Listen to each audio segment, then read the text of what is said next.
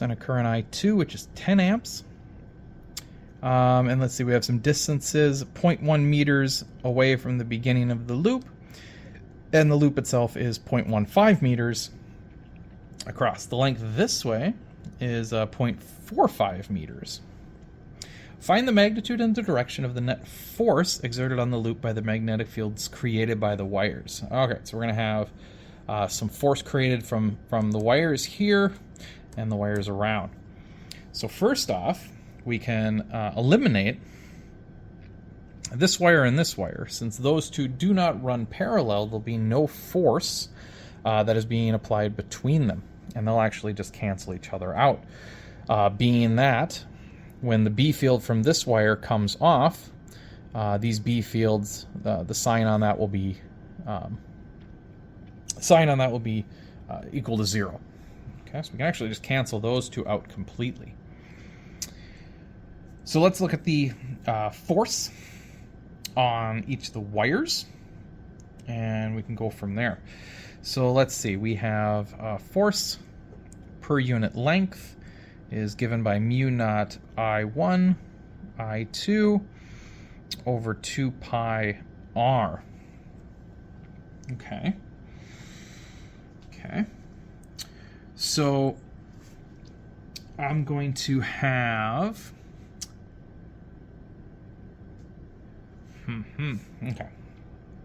So what I'm going to have here, let's see, so this wire itself will be creating a magnetic field that looks like that. This wire here is going to create a magnetic field that looks like that. And these two, because they're traveling in the same direction, will feel an attraction.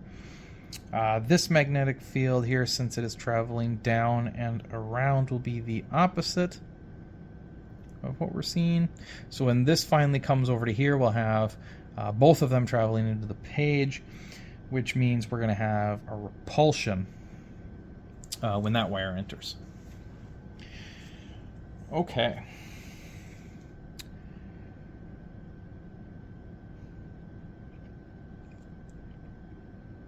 All right, so let's start plugging in for our force per unit length here, and we'll see where we quite get on that. So mu naught is 4 pi times 10 to the negative 7. So I'm just going to see here what is all included. We have mu naught. I1, that one does not change. I1 is going to be a 5. I2 is going to be a 10, so that one does not change. We'll divide this by 2 pi. Now the r's do change. The radius here between this one, which is c, and this one, which is c plus l, those will change. I'm also going to take the l and I'm going to bring it over since we know what the length is. We'll go ahead and multiply that by 0.45, leaving just the force. Okay, so I've left out r. That's the only difference. So I need to see which one is going to be stronger, and we'll actually have this one being the strongest, being that they are the closest together. So this will be 1 over this radius between these two, which is c, which is 0.1. Okay. And then the other one will actually oppose this. So I'm going to go negative, because it will be opposing it. And this will be over the 0.1 plus the 0.15. Okay, so I've got C plus A, that's C plus A. Okay, and overall, this will be an attraction force. Looks like I just got a lot of numbers to plug in.